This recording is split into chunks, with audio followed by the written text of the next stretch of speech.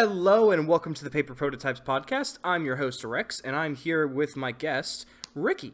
Ricky here is the dev of Flock. So Ricky, why don't you tell me a little bit about yourself, and then tell me a little bit about Flock? Hello, Rex.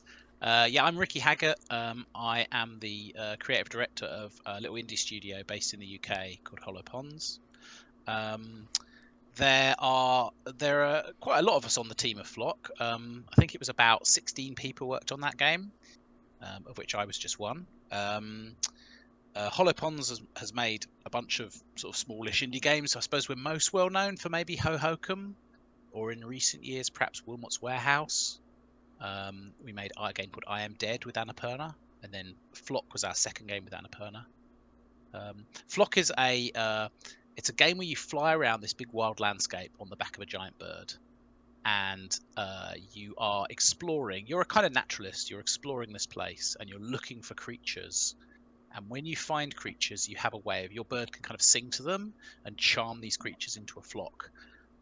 And so you sort of fly around, you're exploring, you're listening and looking for where creatures might be hiding, and then you're kind of gathering them up into big flocks, and it's multiplayer as well. All right. So before we were recording, we were literally just talking about, I guess, how it was that you were able to program the game. Because for the viewers that don't know, Flock can be a little technically impressive in the sense that, I guess since you're on a bird, you don't really have to worry about flying up and down. You just kind of have to worry about going straight, and the game basically calculates the flight for you in that way, always hovering and staying the way it needs to be. But the map is also has a lot of verticality with mountains and valleys, so the camera it has to make sure not to clip into anything, and you have to be able to make sure that you gracefully glide across the landscape instead of slamming into anything. So what was that process of being able to code for Flock?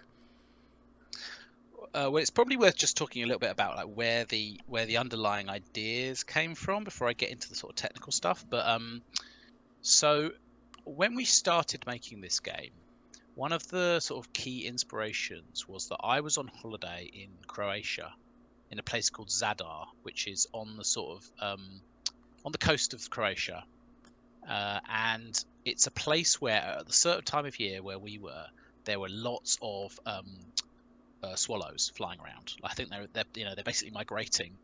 Um, they travel very long distances, and they make their way from the UK in the north to Africa in the south. And along the way, one of the places they stop is Croatia. And I was standing in this town square, surrounded by big, sort of tall, boxy buildings in all directions, watching this big cloud of swallows flying around. Um, and the patterns they make were kind of amazing. And it was like they never crash into anything. They never even seem to be avoiding anything. They kind of seem to be like moving around on the surface of like an invisible skate park that's been draped over all these buildings. Um, and the way they move is really beautiful, and it has just a really lovely sense of flow to it. And I was like, we'd already started to sort of think about what the next game might be, and we'd already started talking about like, hey, what if we made a sort of 3D, not exactly sequel, but a sort of thing that nods towards Ho Hokum, which was a 2D game we made that has a very similar sort of lovely feeling of movement and flow, and just wanting to like try and get that feeling of movement in 3D. And I just had this hunch that like you could make a game where you're basically like skating around on an invisible skate park, and if you play a lot of other, there's lots of sort of games where you're a bird conceptually. Quite a lot of them have lots of sort of failure states where the bird kind of crashes into something or sort of doesn't do the right thing, and then the game has to sort of deal with that and present the sort of that sort of failure to the player in a way that I think it just for our game it really felt like it would be nice to have it be more like the player is the person riding the bird, and as the player you give the bird direction, you sort of tell it which direction you want it to go in, and it will follow you, but it won't ever like crash into anything. So you can never get the bird to crash into trees or to smack into the ground. The bird will just figure out how to naturally flow around things. And I guess there's two parts to that. Well, there's maybe more, but the two key parts are it has to control its own height. We didn't want to make a kind of 6-axis game where you have to make it go up and down.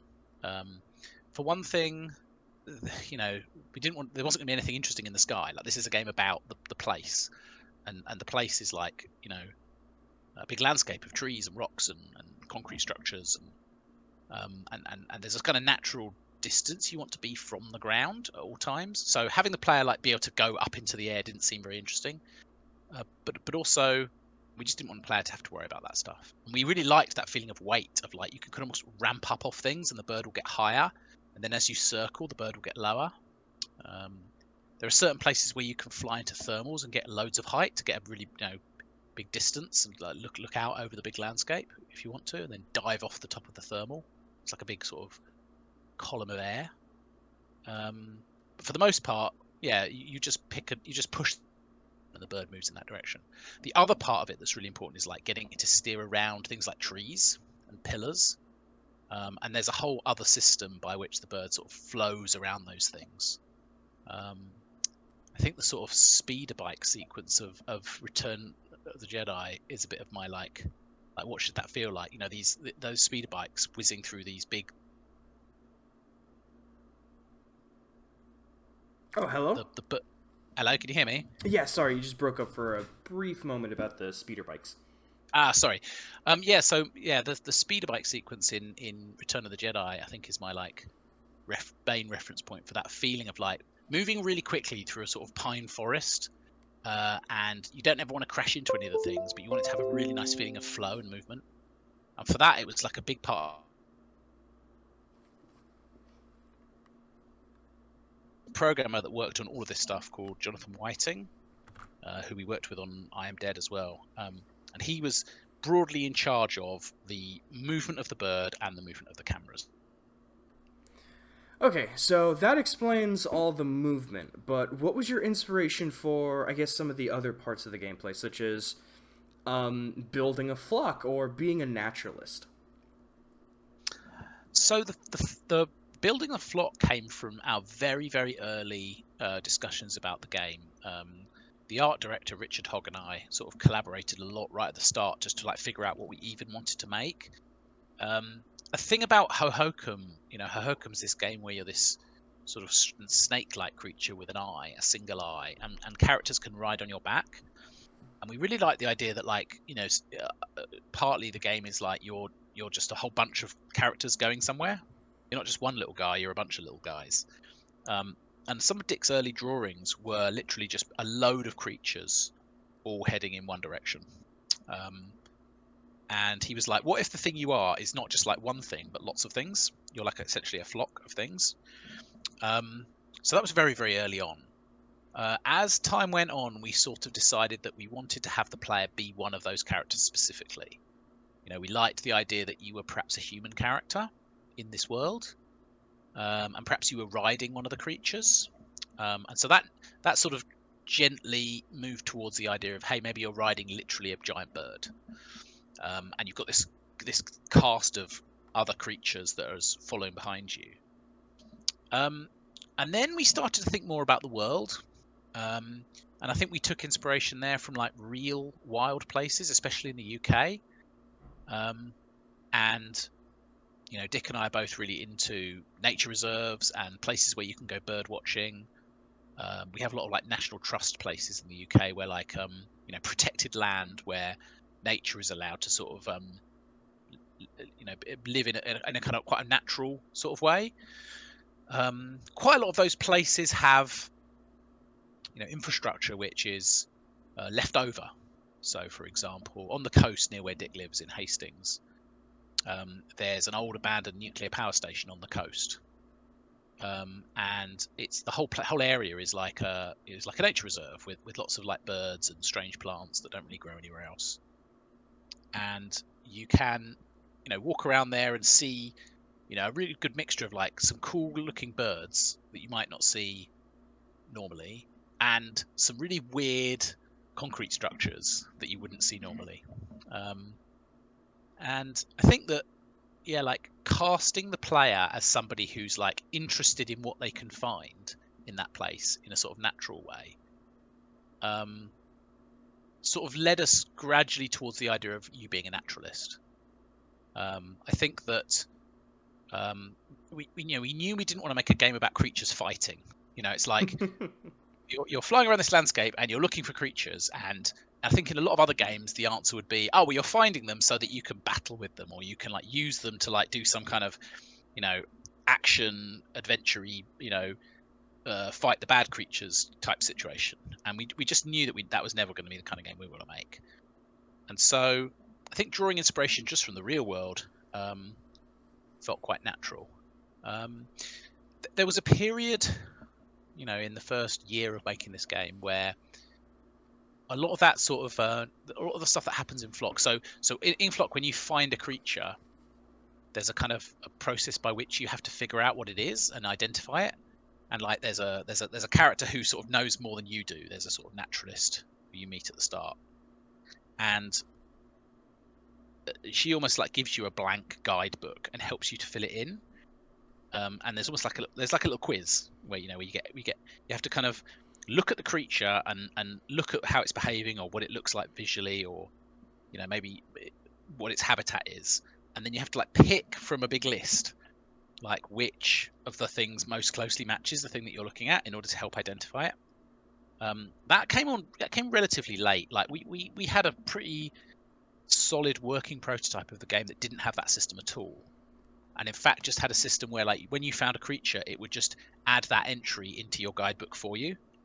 But as we started to develop the list of creatures, like there's 60 creatures in the game split into like 12 families, and as they started to flesh out and have more work put into them, and like we really started to like think about what makes those species unique, and what makes them part of the same species, we found that people really tuned into that idea of like thinking about what these things are. And like in playtests we'd like hear people like speculating about what kind of creature that might be before the game had told them what it was. And we sort of realized that we were missing a trick of like taking the fun of identifying those creatures away from the player. And so we're just like, hey, what if we just literally let the player do this stuff? And yeah, we wired that up, and it was like almost immediately like obviously a good idea to have done that. So yeah, I think it sort of evolved quite naturally over time. So, I was watching I wouldn't say a review, but there's a YouTuber who just plays like a couple hours of games and then gives his first thoughts. And he didn't necessarily jive with Flock because what happened was he found it to be fairly pointless in the fact that it was like, oh, I went over here and found like this bird, I cataloged it, and now what? But I quite had the opposite experience, and I'd like to hear from your perspective about why the gameplay is down to literally just identifying birds and, well, aside from the movement, while the main part of the game is just cataloging in and of itself for itself. Yeah, I mean, I think the idea of making a game in which your job is just to explore and sightsee and kind of put the place inside your brain, rather than like having some kind of extrinsic like artificial reason to need to do that. I think that's a very like that's a very core. I think we're always very suspicious of like needing artificial reasons to do things in games. It would have been very easy to introduce more kind of complexity, or like you have to catch this creature in order to do this like puzzle quest thing in a way that would have, I think, felt quite hokey. We put so much love into like the place and the way that the creatures behave, and just wanting that to feel like an authentic, almost like a bird watching experience. I think that we could perhaps have gone even more in the other direction, right? Like there's definitely I absolutely love the game Proteus by Ed Key and David Kanaga, and that game is very much just you just wander around and you look at stuff, and the game, there's no like acknowledgement of what you found at all. And I think that would have been a direction for Flock to go in as well, and like literally in the opposite direction, have even less infrastructure to like surround the experience of exploring and seeing stuff. But yeah, I think I don't think we've really got it in us to like make the game that's like, you know, I always think about like, does this game need a bad wizard? You know, like so many games are like oh, so bored of like, oh, and you're in this you're in this interesting place with this interesting mechanic, but you don't necessarily get to just like enjoy the experience of that directly because there's a bad wizard that's messing everything up, and you've got to deal with the bad wizard. And it's like, oh, do all video games need this, or can we have some video games which are just about being in a place, chilling out? And I think also, we designed it as a multiplayer game, and I think that lots of people play it solo, of course, and we always wanted that to be the case. But I think that when you look at it through the lens of being a multiplayer game, we really wanted to make a thing which was like a sort of virtual space just to hang out with your friends in which you don't like need to be talking about the game the whole time. It's like I can definitely imagine people playing with their friends or their family and just enjoying the experience of being in a place together, and you could almost just chat about anything. The game doesn't make huge demands that require you to coordinate, although there's lots of ways that you can help each other out and coordinate. And I think there's a real space for like games which exist, to just kind of be a nice place to be, which I don't think would be served by having more like complicated layers of like, in inverted commas, like, why am I doing this kind of answers, So I really liked the fact that the gameplay I guess is simple, for the fact that I find that sometimes when I talk about land conservation, because I'm originally from Florida, and I really enjoyed learning about like the Everglades, which I think is like one of the most unique ecosystems in America. But sometimes when I talk about like wanting to protect the area, I have to talk about that versus the utility of the resources in the land. And my argument is that I think nature should be preserved for nature's sake, that there isn't necessarily a greater purpose for why people should have to, like, it's nice to just go to a park and observe trees and mushrooms in the greater ecosystem, because that in of itself is nice. There's an intrinsic motivation in that nature itself is just wonderful. And I find that by Flock being very simple, instead of like forcing the players to have some sort of extrinsic motivation like you were saying, they have to rationalize and just enjoy nature the same way they would outside, and just focus on the fact that like I'm immersed in something that's wonderfully complex, and I was given the honor to just be amongst it at this time in history. And so I really think thematically, having simple gameplay where you're not like having like a purpose that you're being forced to do, but it's just kind of like go catalog nature because nature should be cataloged in of itself, which I think is just really wonderful. Yeah, I agree with that. Yeah. Yeah, I mean, we did end up, adding things which are a bit more challenging or feel a bit more sort of structured. Like there are sort of key points in which you have to find specific creatures, and finding those creatures have like multiple steps in order to like progress and sort of move on to the next. Drop the way it works is it's a big mountain, and the cloud starts at the top of the mountain, and over the course of the game it slowly drops.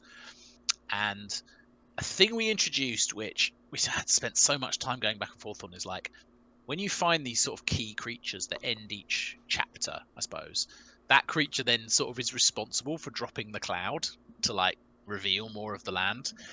And I think that's the one place where I'm like, oh, I don't know about this. Like it was the neatest solution we could find, rather than just like disconnecting those things entirely. Like there was a period of time where we were like, hey, what if you just catch the kind of effectively the end boss creature of this area, and then it's just then conceptually it's just everyone sits around the fire, and then it's almost like the next day or the following week the cloud happened to drop. And we didn't go in that direction, but I think we could have done, and I think it might have felt even more, like just even more chill somehow. But yeah, I definitely we have erred towards intrinsically just like, are you up for hanging out in this place, having a nice time? And if you're not, then I think that this probably isn't the game for those people that just want there to be like, what's the point of this? I think a really big breakthrough for me when it comes to game design thinking was I was reading a book by God, I need to remember his name. Its first name's I think it's Tinnen Sylvester, as the one of the creators behind RimWorld. And he talks about how like video games are really what they are is they're emotion generators. And with that, the reason why it's a lot of times fun to explore is because that sense of discovery is an emotion that can be relied on. And so, with that in mind, I tend to have a fascination with games that have a real established sense of place, to where just going about and learning about your surroundings is incredibly interesting, even if I'm not doing anything but getting that emotional state of like, oh, I'm learning. So my question to you would be, what is it for you that when you play a game helps establish a sense of place when it comes to the environment? Yeah, it's a great question. And yeah, we certainly did in Flock. We put a lot of effort into the place and really thinking about the place. I think one of the key uh, criteria, one of the key ingredients that I think has to be there is being able to see the hand of the designers. Um, I think that a feeling I get when I play the games that I really love, in terms of exploring a world, is that feeling that somebody has made this for you to explore. And I don't get that necessarily with like although I love a bunch of sort of procedurally generated content games as well for different reasons. I don't get that same feeling with them. I like the idea that people have placed these objects in a specific way for you to experience. And like in Flock, every little bit of concrete and every little patch of grass and every little patch of trees and has been hand positioned by somebody. And we also spent a huge amount of time in like figuring out the borders between regions. So there's different sorts of places in Flock, different sort of biomes, I suppose. There's a dense forest, and there's a kind of wetlands area, and there's a grasslands place, and there's bits with like flowers, and there's bits with different kinds of pine trees, and but the thing that took huge amounts of work that maybe people wouldn't appreciate is like just getting the transitions between those places feeling naturalistic and really thinking about what might be there, and yeah, just like positioning things to sort of give you a kind of authentic sense of space. So it isn't just like all of these biomes don't just like butt up to each other, with a hard edge. It's very much like much softer than that. And I think that the feeling of those transitions is part of what gives you that feeling of like a real place that somebody's made, sort of somebody's handcrafted. Oh, I think I agree 100%. Because when I think of, because you could have like one biome, but if you think about it, it'll like get broken down into multiple small sub biomes or microbiomes within that greater ecosystem.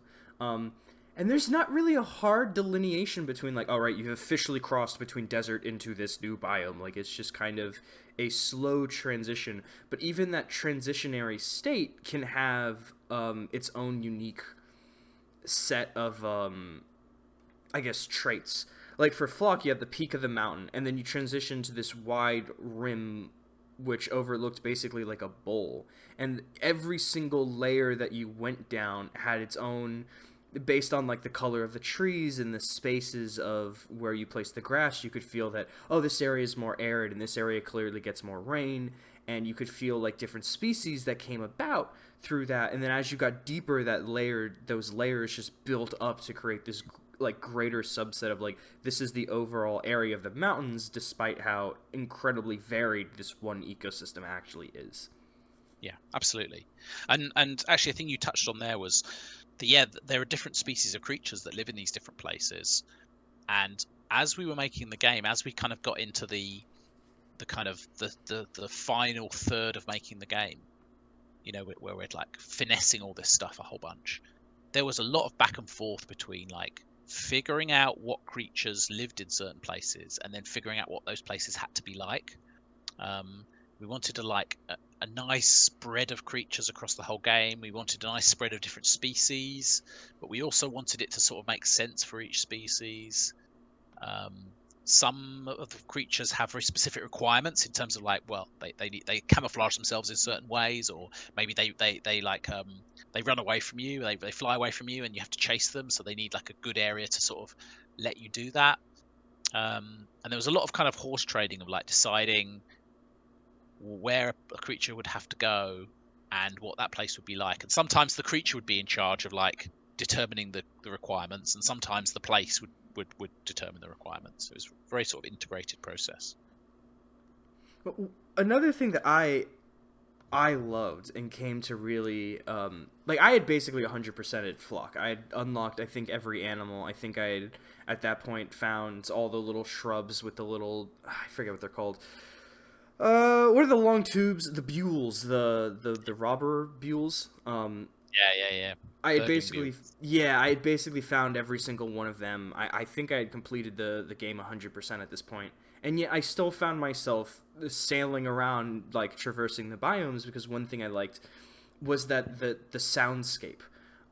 In that the same way, if I went outside, I could easily, like, I recognize every single sound and I know where I am purely based on the calls of the birds and the grasshoppers. Yeah. In your game, I knew I had transitioned to a new biome, even if visually not much had changed, just because the chirps of the new animals had appeared. To the point that I was like, oh yeah, that's a thwip versus that's, yeah, I could recognize and be like, oh, there's a buell somewhere in the distance. So my question is, how do you create an authentic soundscape for the player to immerse themselves? And how do you make sounds for each animal that are distinct enough for players to recognize? Yeah, great. Yeah, I'm glad it worked for you. It was a lot. It was a lot of work. So yeah, there's like you say, there's two parts to this. Um, the first part is like, how do the sounds? So you got you're flying around this world. You've got a bunch of different creatures. There's a whole complicated system of like spawning the creatures in and out of the game. Like the number of places that a creature can spawn in Flock is enormous. Um, One thing we didn't want is like this feeling of like very pre-canned places for things to be. So if a particular creature, because again, this isn't a procedurally generated game, so every place a creature can spawn is somewhere that somebody's hand placed it to spawn.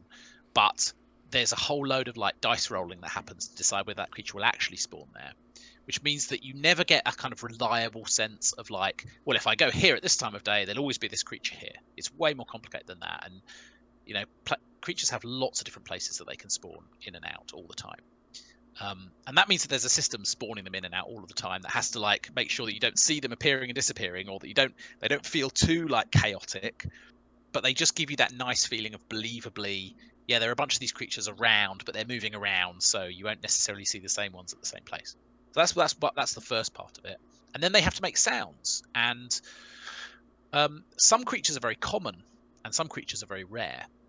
And you don't want a kind of, well, it turned out that if you just have all the creatures sort of singing randomly on a sort of random interval, what you end up with is all of the common creatures just kind of drown out, make loads of noise, and drown out all the rare creatures. Um, so, and the other thing is that if you have creatures singing completely randomly, then that means that randomly, lots of times you'll get overlaps of like the sound of the creatures singing over the tops of each other.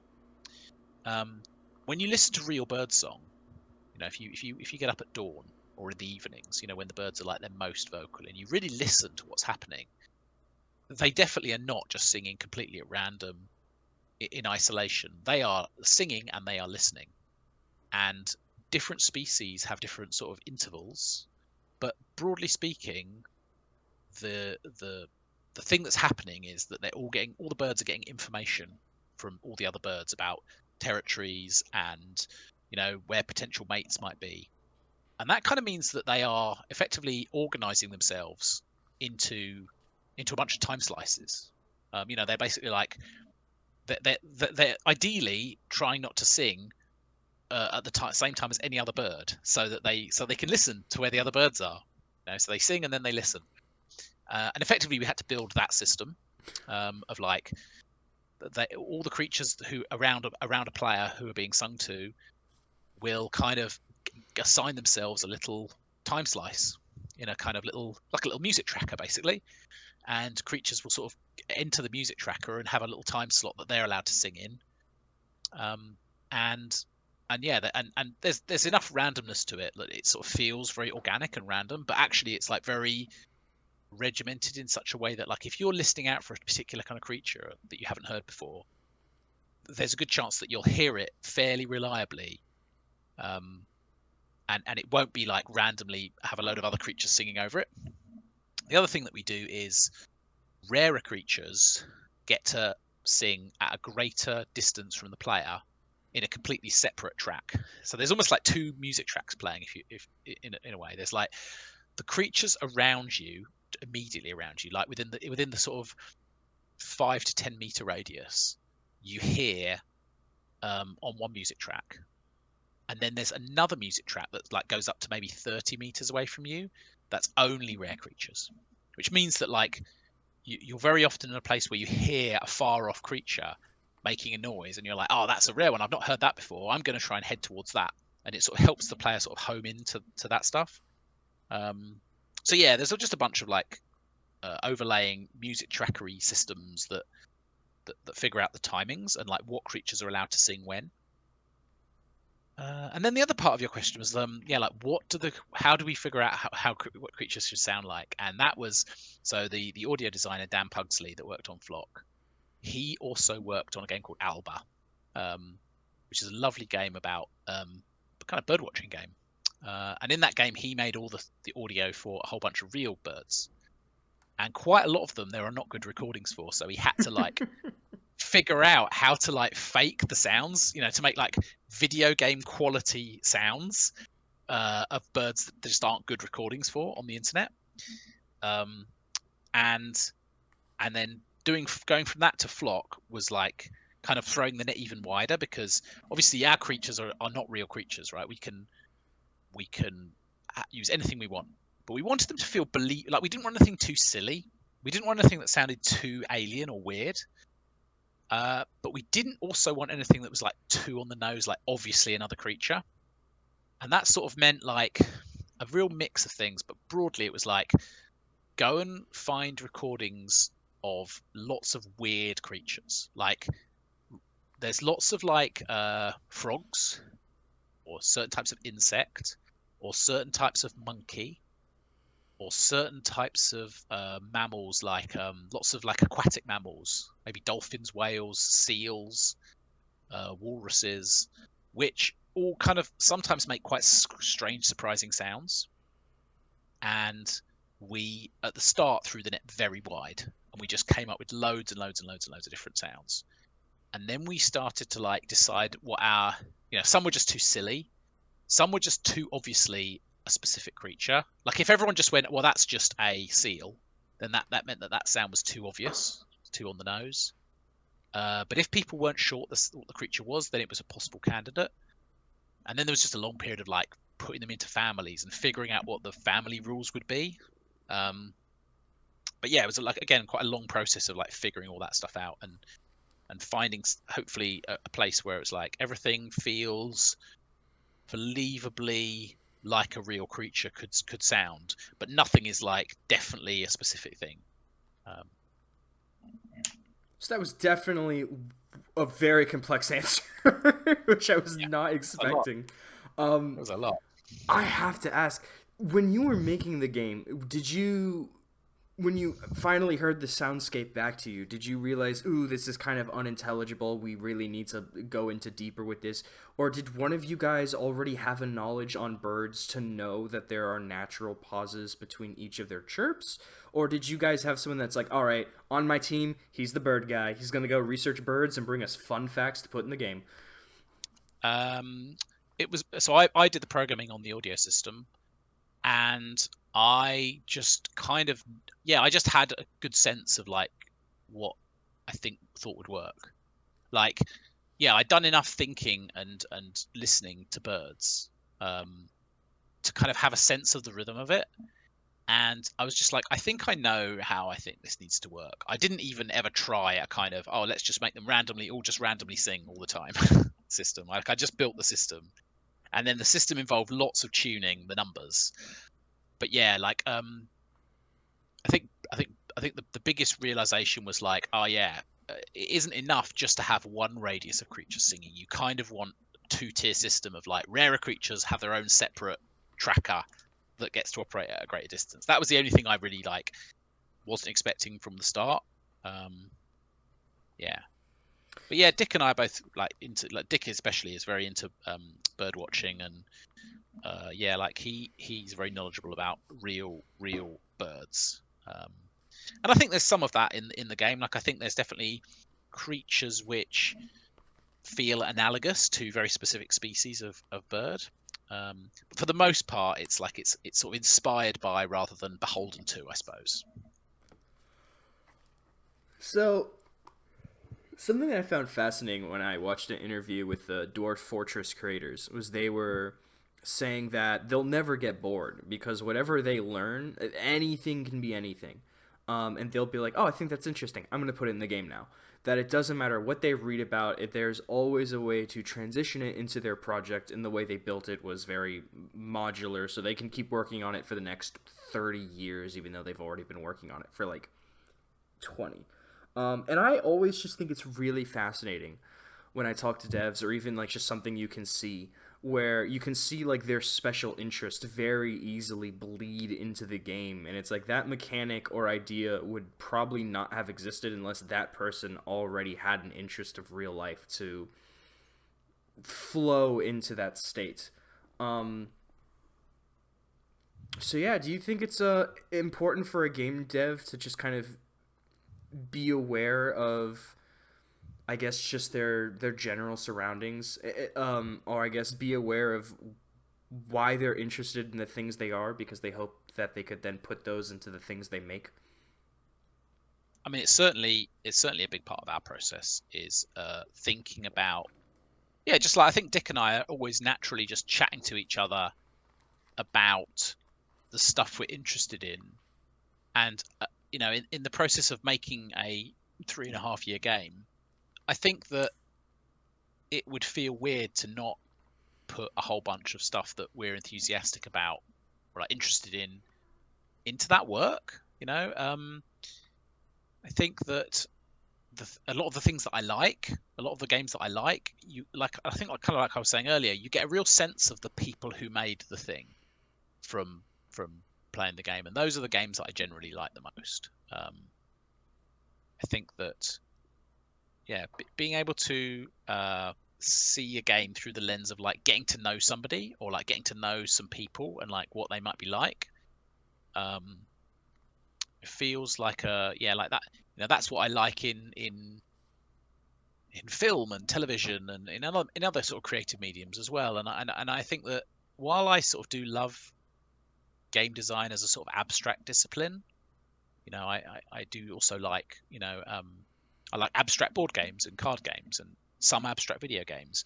In general, I think that the yeah, feeling the hand of the creator in the thing feels important to me, both from a person making a thing for such a long period of time and a sort of yeah, just like when I'm playing other people's stuff. That's kind of what I'm looking for or what I want to enjoy. So another thing that I got while playing, to build on the idea that, playing in a sense of place, as well as, I guess, wanting to borrow from real life but not be too like one to one, is that you're building a flock of what are very like visual, like not visually but audibly being birds. But some of them are fish. Some of them are just circles with twigs. Some of them are eels that live in weird cups. The plants in nature look like radioactive mushrooms at times. The ruins are just nondescript. I don't even know what function the concrete would have served. There are forests that blend between trees and mushrooms. There's an area that's just a bunch of tubes and caves, and I can't tell if it generated naturally or if that's another concrete structure. So, my newest question is just, what was it like trying to build something, and what purpose did it serve to make it, I don't know if the word would be abstract or surreal when it comes to designing your landscape and with this whole fantasy setting. So that's a great, yeah. I'm glad that sort of vagueness, that sort of woolliness about exactly what things are, is definitely there throughout the creatures in the game and the landscape. And it's very deliberate like that.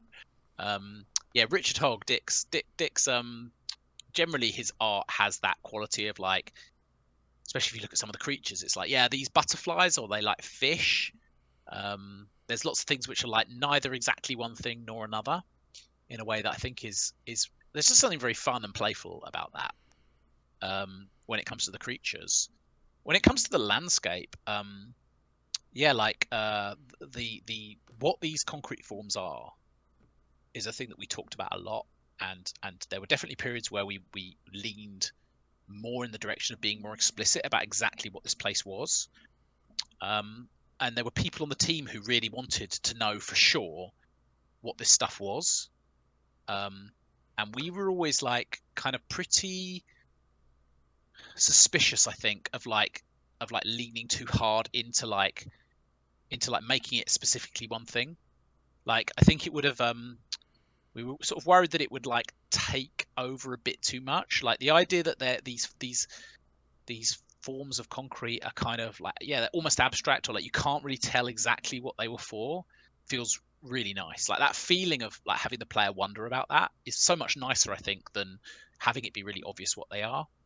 Um, there were definitely people on the team who just made some decisions internally about what the place was originally, and we were very happy for that to be the case. Like if it, if it helps somebody to have a reason to like make decisions about why to place this thing here or that thing there, and they have their own like internal story about what the place was and how it was used. And Sam Wong, who did the level design and placed most of those pieces of concrete, had his own like ideas about what this place was and how it was used by people. Um, and we were super happy for him to like have to build his own internal logic around it. But yeah, we didn't want to make that explicit in the game, and the specific forms of concrete went through lots and lots of like iteration, I think, to make sure that they sat in that kind of space of like vagueness, while still being believable. I think they aren't just they aren't just arbitrary, abstract, fun, wacky shapes of concrete. I think they have a kind of utilitarian, sort of functional feel to them that they feel believable to me. They feel like the kind of thing that I would, if I was on a walk, somewhere, and I came across a big weird lump of concrete like that, I would believe it. I'd be like, yeah, okay, I can imagine what this might have been. For example, maybe this was like a kind of water treatment facility, or perhaps this was an old bunker where they used to like do target practice for tanks or something. There's lots of different theories you could have. But yeah, it definitely deliberately not revealed to the player. Yeah, at first I was like, wait, am I in a post-apocalyptic setting or a post-post-apocalyptic setting? And then the more I looked at it, I was like, I think these are just abandoned projects, because there was at one point there's a different valley that's nestled between like these giant mountains, and that's where I think you catch like the very last burgling buell to get the ending of the game. Um, Yeah.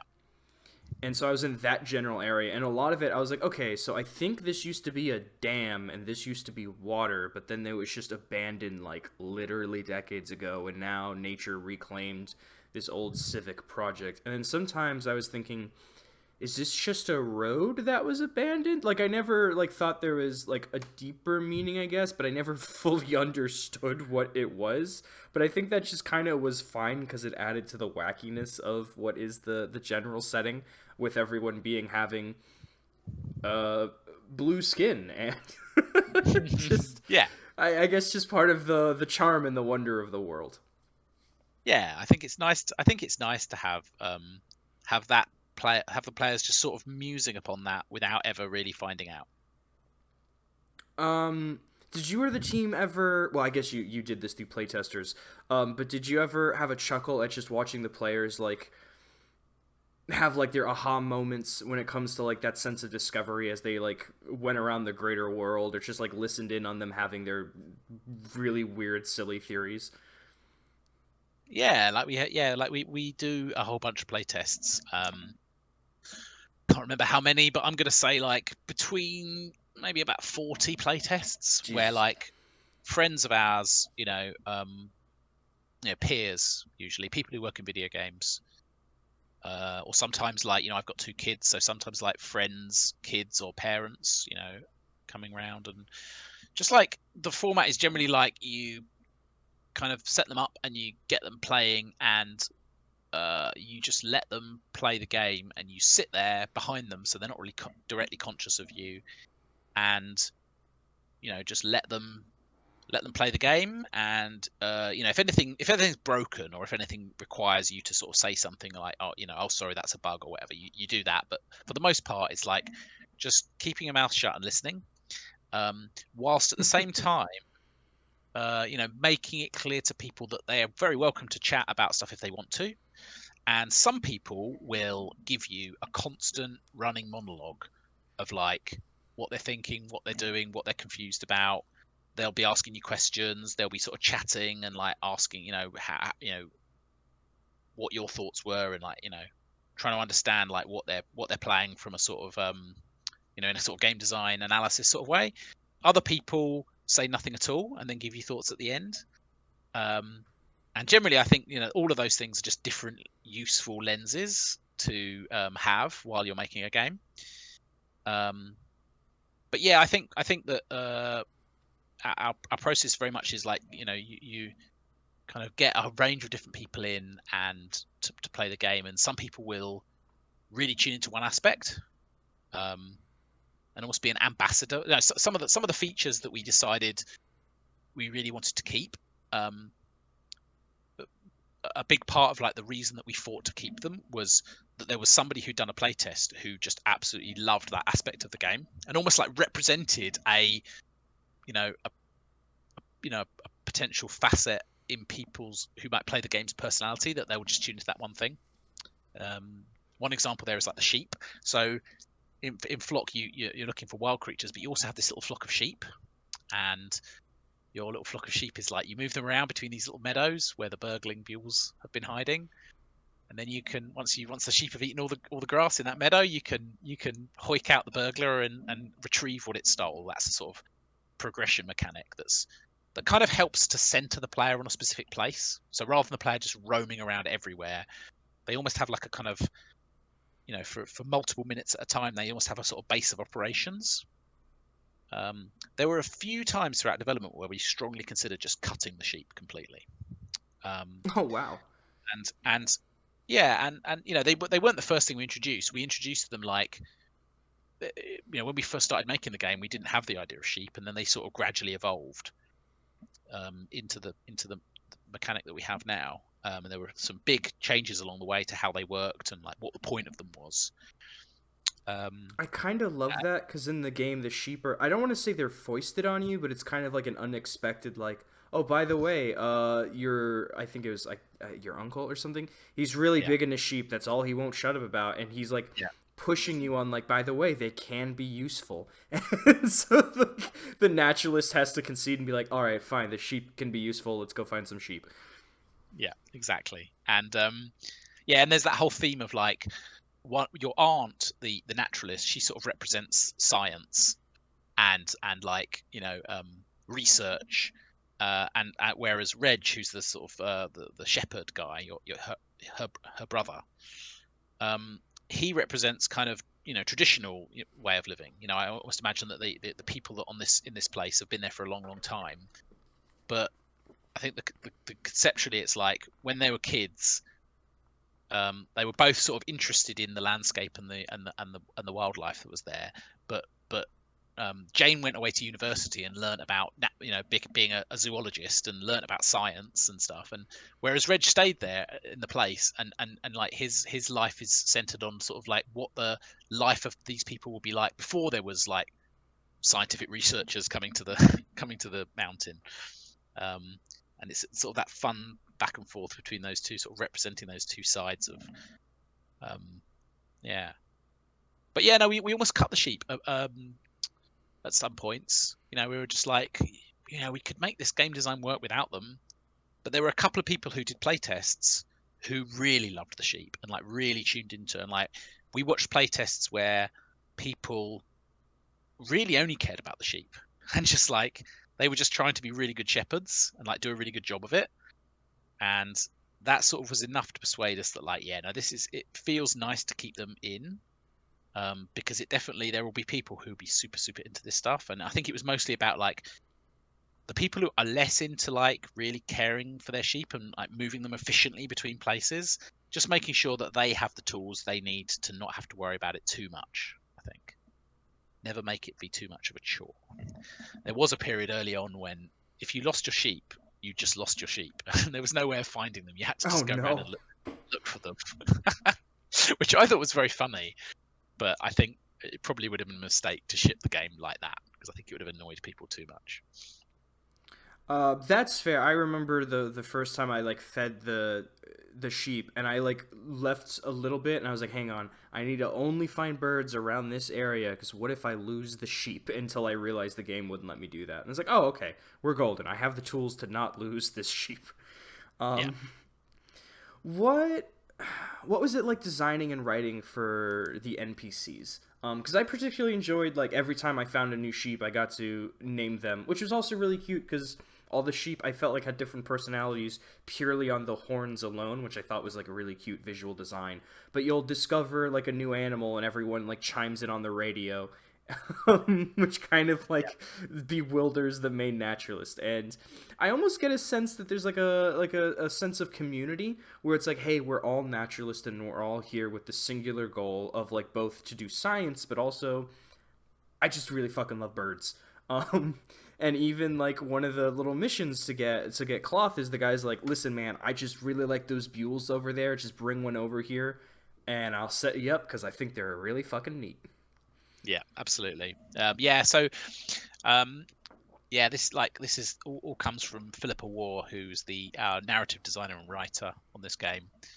And yeah, she just put a lot of time into thinking, yeah, just like really thinking about these characters as people and thinking about like why are they in this place and what do they care about, and then just like trying to convey that in a very limited word budget, I suppose. Like you know, we knew we weren't making a narrative game, and so we definitely didn't want to have the player have to read loads and loads and loads of text. So the amount of the amount of lines of dialogue that each character gets to sort of sell their inclusion in the world and kind of justify their existence is quite small. And I think Pip did an amazing job of like, yeah, making them feel like well-rounded characters who like, yeah, like you kind of really get a sense that she has a really good idea of who these people are and what they're into and why they've chosen to come and stand on this like weird like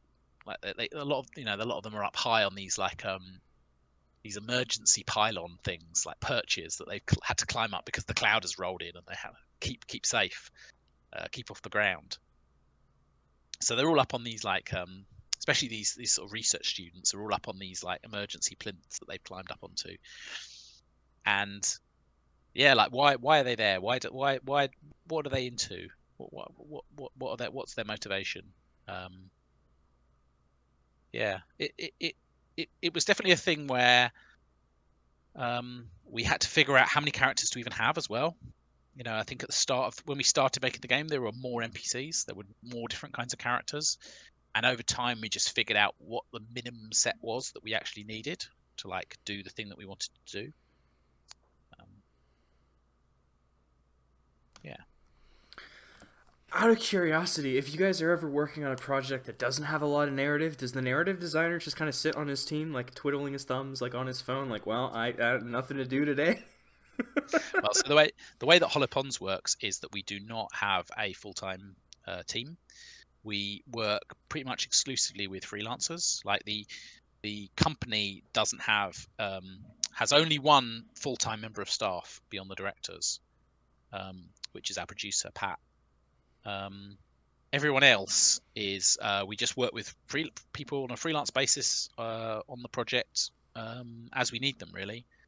And I think that's for that reason that you just said, is like each game has its own requirements of like what people it needs, and the timings are often very, even if two games had exactly the same team of people, when you actually need those people to be working varies a lot.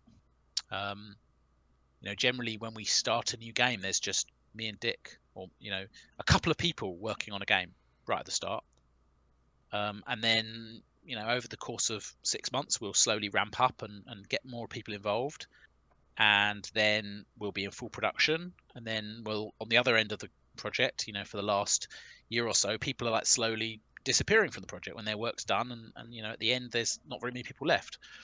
And if you tried to run a studio in which all those people were still employed, I don't think it would be financially viable, one thing. And for another thing, I don't think those people would have anything meaningful to do, and I think that would feel weird as well. I mean, we're like I suppose a relatively large team in indie game terms. I think there's our, like I say, Flock was about 16 people at peak, which I think is quite a lot for an independent game project. But we certainly don't have that, those people on staff. So it's much more of a kind of freelance model that's a bit more like how the film and television industries work. So, I guess this would be a bit of a pivot from the last question, but one of the big points of Flock is that you are building the eponymous flock, that you are charming birds to join you, which make it then easier to charm. By the way, I completely forgot. Is the name of the animals birds, or is it something else? So my kids always just call them, all the creatures in this game, birds, because they all fly. We call them creatures. We spent a long time like trying to find some cool, clever word that's like a made-up word that sounds right, and we never found one that we were happy with. So in the end, we decided to go with creatures. But I think it's totally reasonable to call them all birds if you want to. Gotcha. In my head, I was like, I don't want to call them creatures because I feel like there was another word that was used, but I was right. It was just creatures. It's just creatures.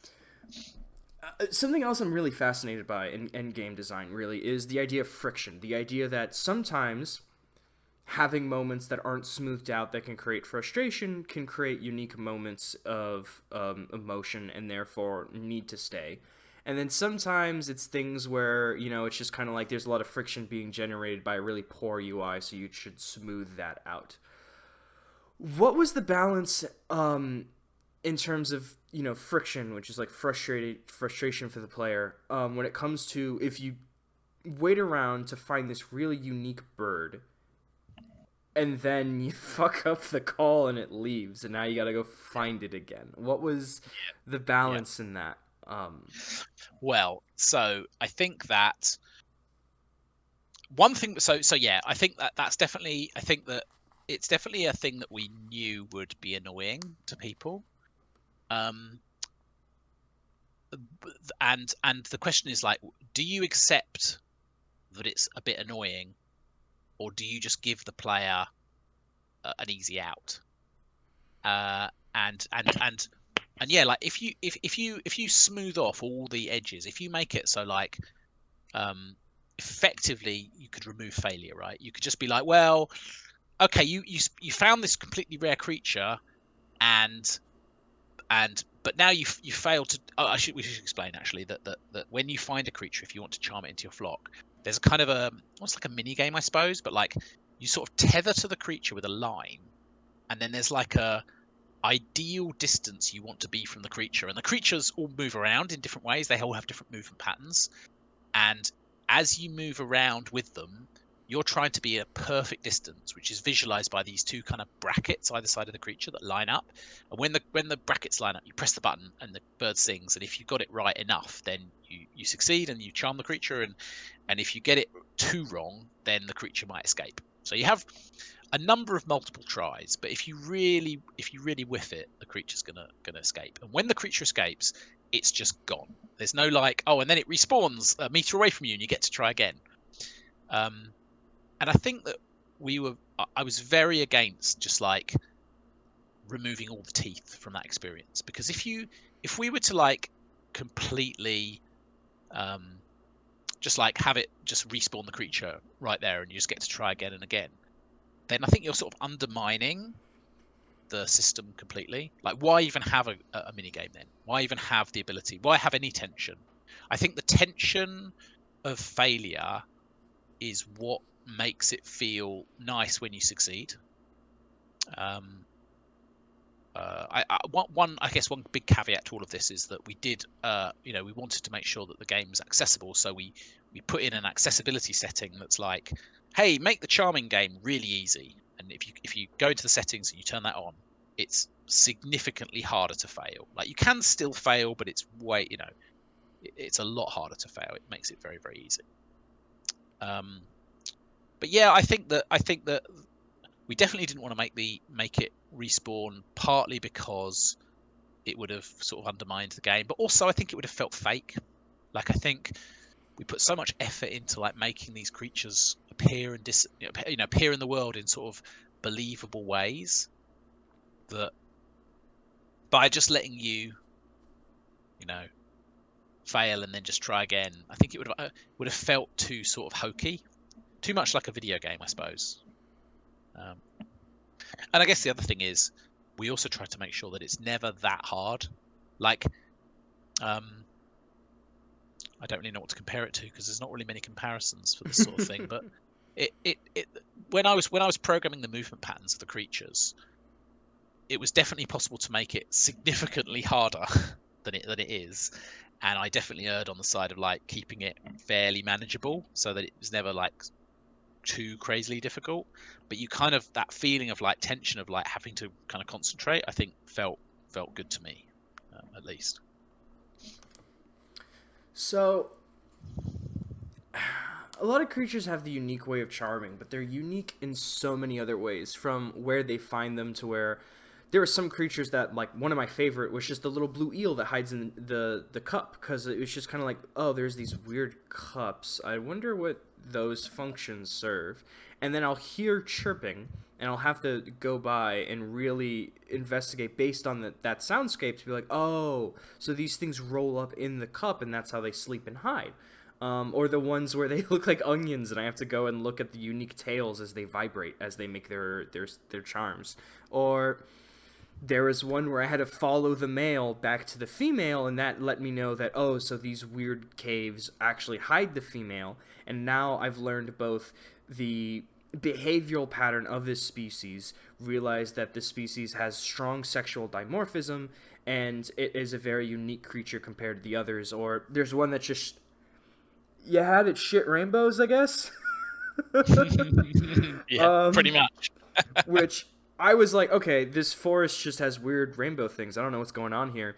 Until an assistant was like, by the way, this eel that you've been hunting the last 30 minutes for shits rainbows. So now I'm running through the forest following this rainbow trail until I finally found the eel.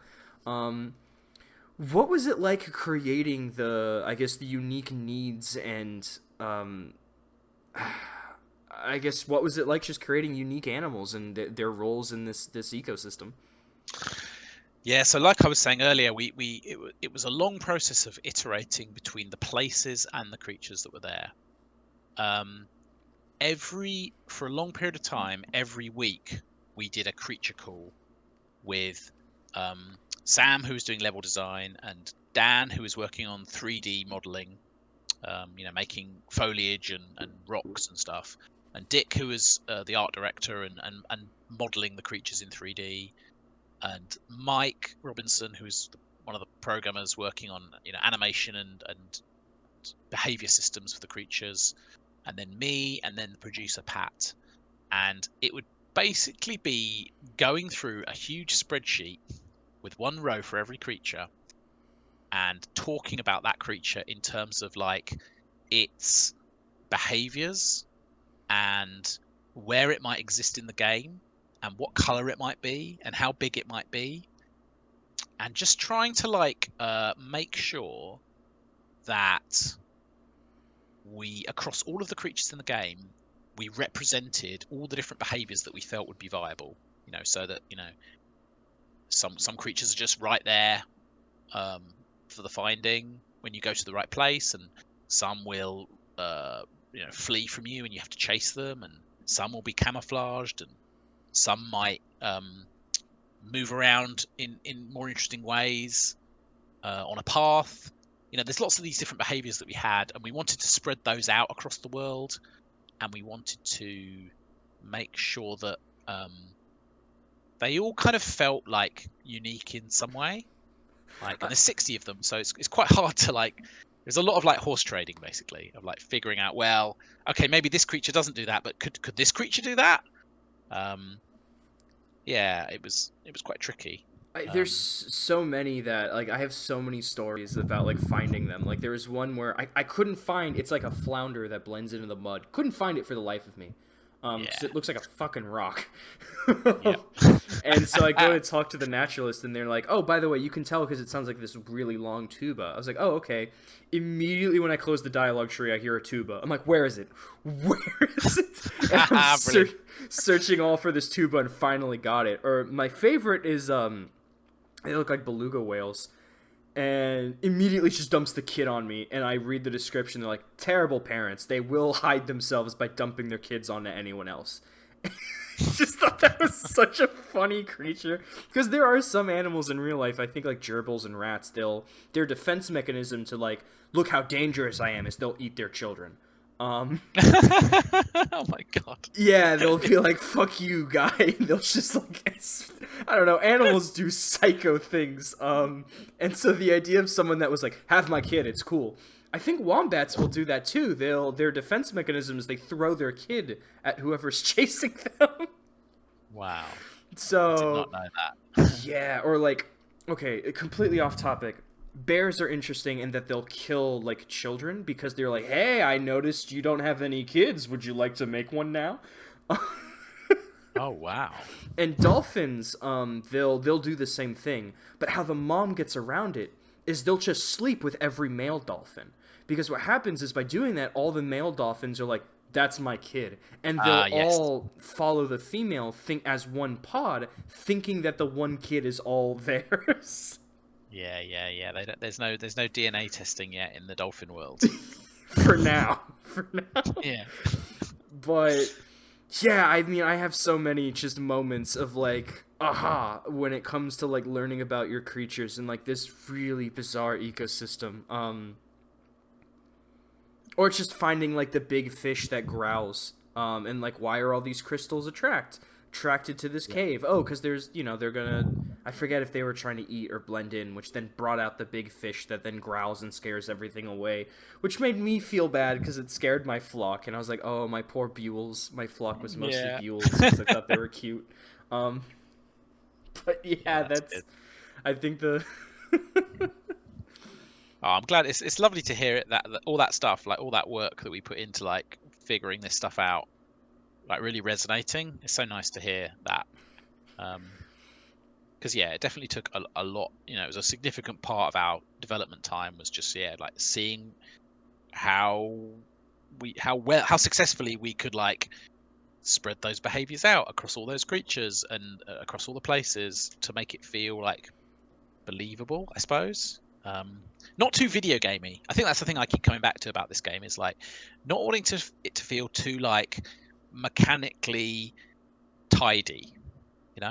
Wanting it to be a bit like nature, kind of messy, and slightly inconsistent and like not predictable. I think those are definitely all sort of things that we were shooting for in the feeling of this game.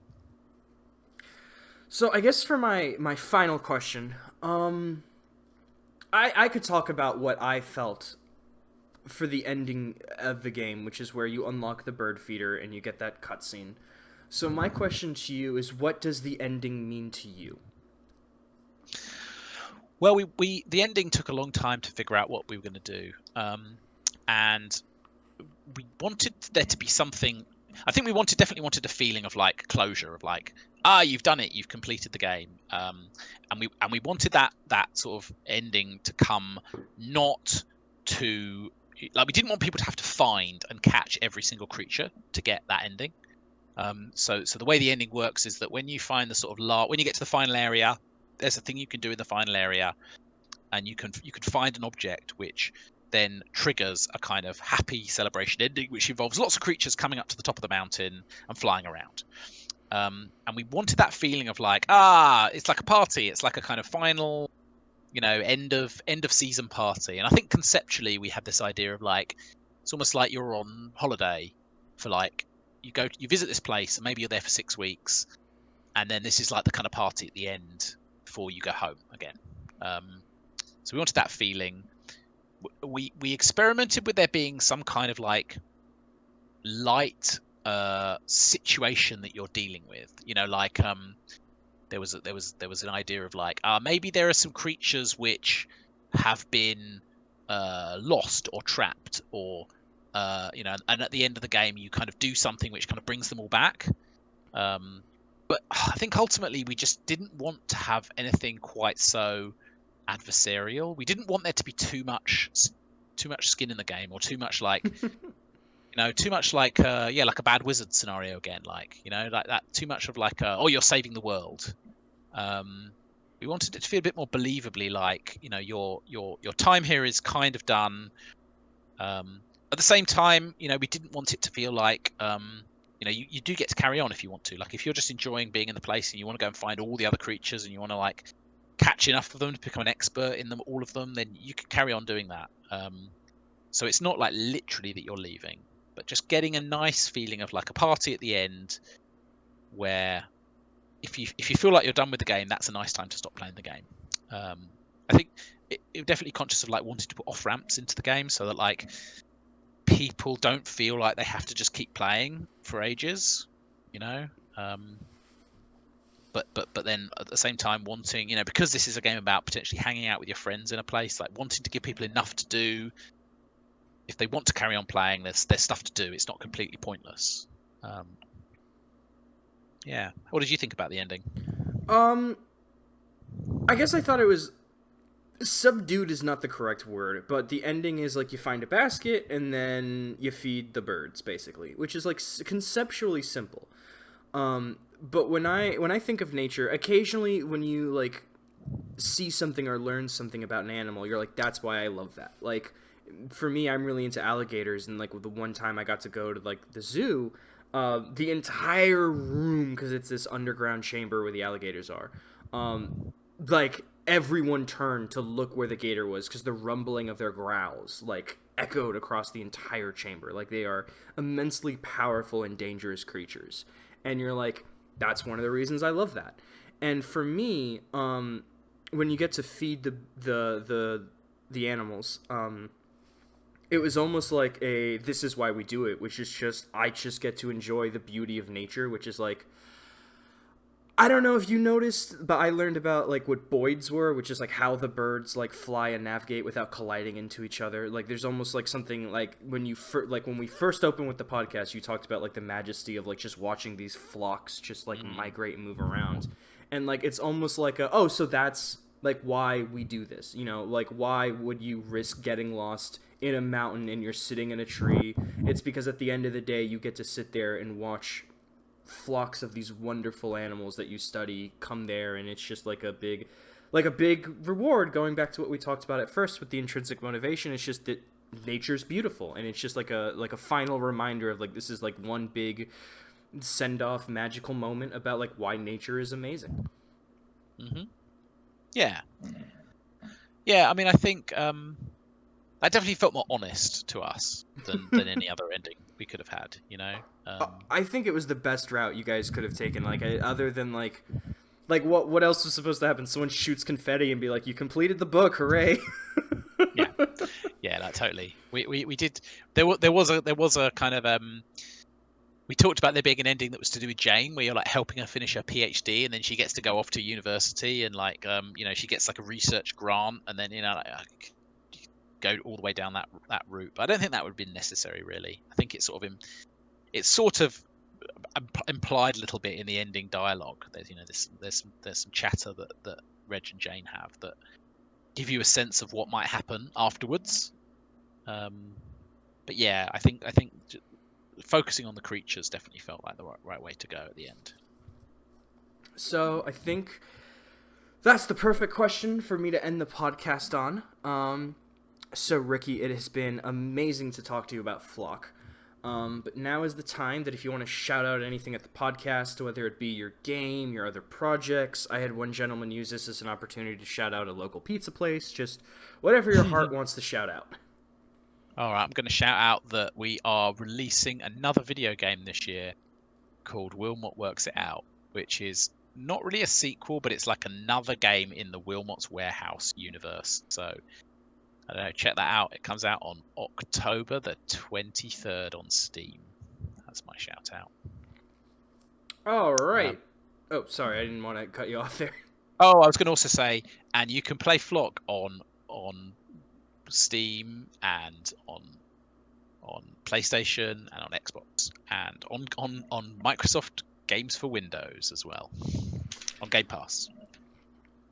So the link for Flock will be in the description along with Ricky's Twitter. You can find me on Twitter and on Blue Sky. It'll be in the link tree down below. And of course, I do have a Ko-Fi if anyone wants to donate. It does help keep the podcast alive. And fuels my crippling root beer addiction. But other than that, I guess I will see you all on the next episode. Bye! Nice.